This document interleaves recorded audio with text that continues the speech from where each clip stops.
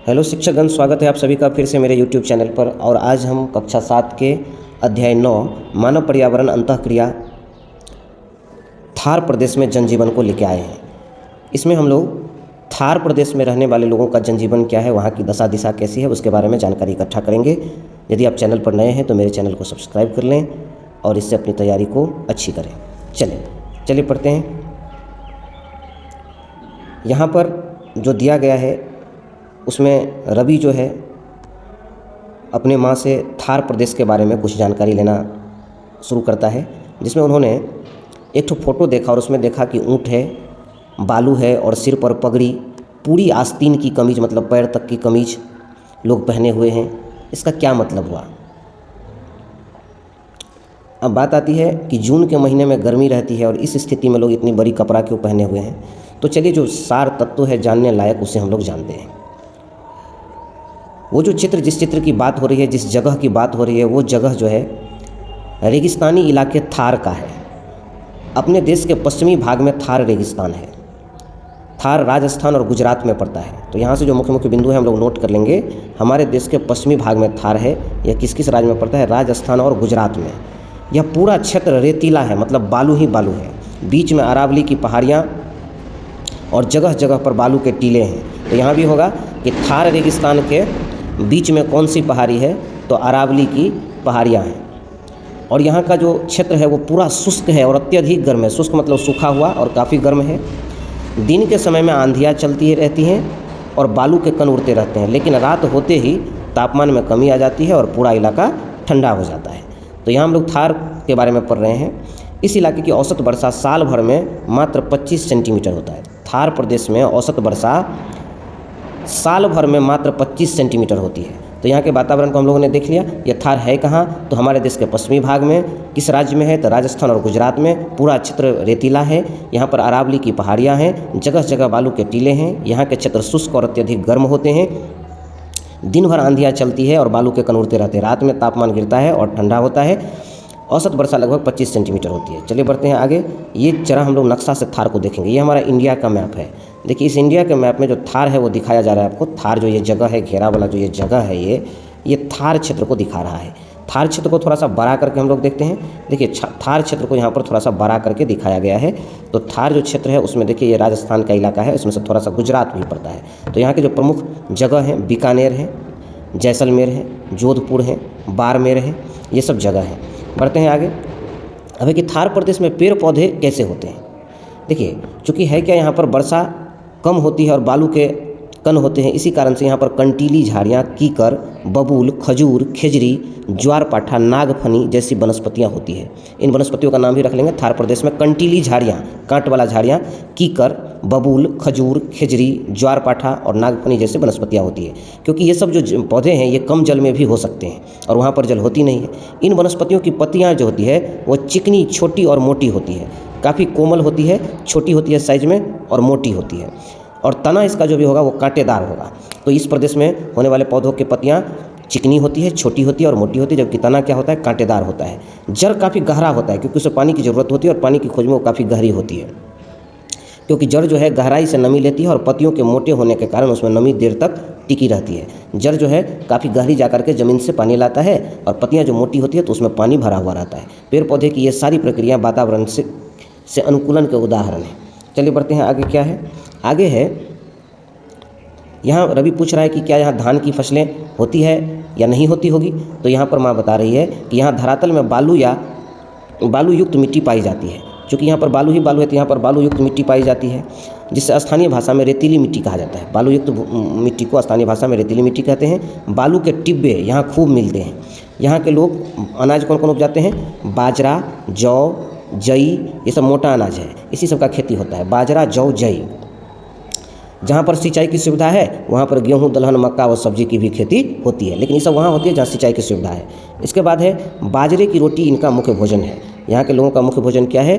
बाजरे की रोटी। और ऊँट इनके यातायात और परिवहन का मुख्य साधन है। बाजरे की रोटी मुख्य भोजन हुआ और यातायात और परिवहन का मुख्य साधन ऊँट हुआ। यहाँ के लोग भेड़ भी पालते हैं। कंटीली झाड़ियों से ऊँटों, भेड़ों, बकरियों को भोजन मिल जाता है। बदले में ये दूध, मांस और चमड़ा देते हैं। यहाँ के लोग ऊँटनी के दूध का भी उपयोग करते हैं।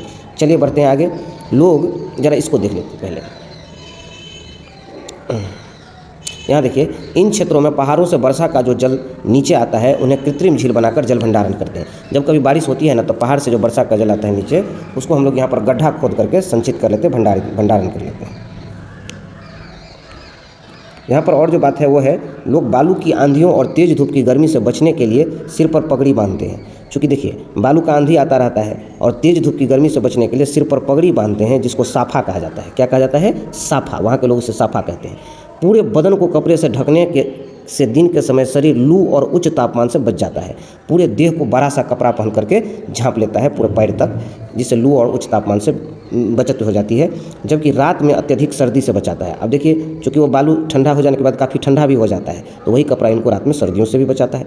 आगे बढ़ते हैं। इन इलाकों में पीने का पानी बड़ी मुश्किल से मिलता है। रेतीली मैदानों में दूर दूर पर कहीं कहीं पानी के बावरी या कुआं, बावरी मतलब होता है एक तरह से पानी रहने वाला गड्ढा या कुआं, बहुत दूर पर शायद ही कहीं कहीं मिलता रहता है, जो काफ़ी गहरा होता है। यहाँ पर कुछ हरियाली भी मिलती है। ऐसी जगह को नखलिस्तान या मरुद्यान कहते हैं, जहाँ पर कहीं कहीं बावरी में पानी मिल जाए या कुएँ मिल जाते हैं जो काफ़ी गहरे होते हैं, वहाँ पर हरियाली भी मिल जाती है। ऐसी जगह को क्या कहते हैं? नखलिस्तान या मरुद्यान।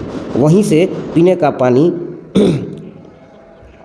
कोसों चलकर मस्कों या घरों में पैदल या ऊँटों से ढोकर लाते हैं। मस्का या घड़ा होता है जिसमें पानी भरा जाता है, उसमें वहाँ से पानी भर करके या तो पैदल लोग लाते हैं या ऊँट से ढो करके लाते हैं। बढ़िया, आगे आगे ये लास्ट पेज हम लोग का दिया हुआ है। जैसलमेर ज़िले में तो पिछले कई सालों से वर्षा न के बराबर हुई है। सालों से वर्षा नहीं होती है, सोच लीजिए। इसीलिए यहाँ के लोग पानी का उपयोग बहुत ही सावधानी से करते हैं। यहाँ रेल के टैंकर से पानी पहुँचाया जाता है, इतना पानी की कमी है। और इसका जो जानवर होता है ऊँट, उसको भी कम पानी की ही ज़रूरत होती है।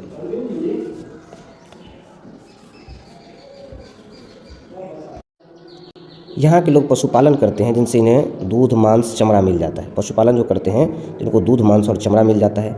ऊँट का रेगिस्तान में बहुत महत्व है। यातायात में ऊँट ही काम आते हैं, इसीलिए इसे रेगिस्तान का जहाज़ कहते हैं। ये भी क्वेश्चन आता है, रेगिस्तान का जहाज़ किसे कहा जाता है? तो ऊँट को।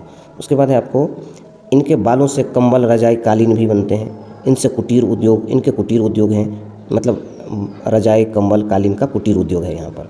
जब बालू की आंधियाँ चलती है तो ऊँट की ओट में ये छिप जाते हैं। थार प्रदेश में कौन कौन सा खनिज मिलता है? जिप्सम, संगमरमर, छींटदार इमारती पत्थर, लिग्नाइट कोयला, तांबा, अभ्रक, नमक इत्यादि मिलता है। तो यहाँ आप देख सकते हैं क्या क्या मिलता है। जिप्सम, संगमरमर, छींटदार इमारती पत्थर, लिग्नाइट कोयला, तांबा, अभ्रक, नमक इत्यादि। यहाँ पर संगमरमर एवं लाख की मूर्ति, चूड़ियाँ, हाथी दांत की वस्तुओं की नक्काशी, कपड़ों की रंगाई और छपाई इसका मुख्य व्यवसाय। यहाँ के लोग क्या करते हैं? संगमरमर और लाख की मूर्तियाँ, चूड़ियाँ, हाथी दांत की वस्तुओं की नक्काशियाँ, कपड़ों की रंगाई और छपाई का मुख्य बिजनेस करते हैं। बढ़िया, आगे है थार रेगिस्तान के क्षेत्र में बसे मुख्य नगर। कौन कौन से मुख्य नगर हैं? बीकानेर, जैसलमेर, बाड़मेर, जोधपुर, ये सब इसका मुख्य नगर है थार मरुस्थल में। पानी की कमी को दूर करने के लिए सतलज नदी पर एक बांध बनाया गया है, इंदिरा गांधी नहर, जिसे राजस्थान नहर भी कहा जाता है। काफ़ी इंपॉर्टेंट है।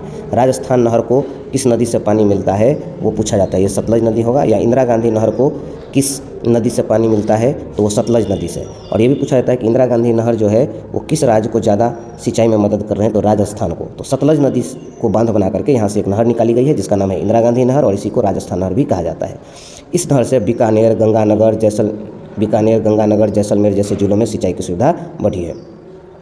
सच पूछे तो इंदिरा गांधी नहर और भाखड़ा नांगल बांध से निकाली गई नहरों से ही इन क्षेत्रों में थोड़ी हरियाली देखने को मिली है। अब यहाँ पहले की अपेक्षा गहन कृषि करने लगे हैं लोग। इस तरह से अध्याय समाप्त हो गया। आइए अब हम लोग इसका ऑब्जेक्टिव करते हैं। पहला है थार का रेगिस्तान फैला है। अभी हम लोग पढ़े हैं थार का जो रेगिस्तान है वो गुजरात और राजस्थान में फैला हुआ है। अगला प्रश्न है शाफा किसे कहते हैं? सिर पर जो बांधने वाली पगड़ी होती है उसी को शाफा कहते हैं। बढ़िया, आगे आपको थार प्रदेश में पाए जाने वाला खनिज है। थार प्रदेश में जो खनिज पाया जाता है, देखिए संगमरमर का भी नाम है, अभ्रक का भी नाम है, संगमरमर जिप्सम का भी नाम है। तो यहाँ पर इस हिसाब से दोनों दिया हुआ है। अब है नखलिस्तान किसे कहते हैं? नखलिस्तान अभी पढ़े थे, रेगिस्तान में जहाँ जहाँ कुआं और बावड़ी में पानी है वहाँ वहाँ हरियाली है, उसी को नखलिस्तान कहते हैं। खाली जगहों को भरना है, भर लीजिए। पहला है भारत के पश्चिम भाग में कौन सा रेगिस्तान है? थार का। उसके बाद रेगिस्तान का जहाज किसे कहते हैं? ऊँट को। उसके बाद राजस्थान नहर को पानी कहाँ से मिलता है? सतलज नदी से। उसके बाद थार रेगिस्तान का मुख्य शहर बीकानेर, जैसलमेर, बाड़मेर और जोधपुर। चलिए मिलते हैं अगले वीडियो में, तब तक धन्यवाद।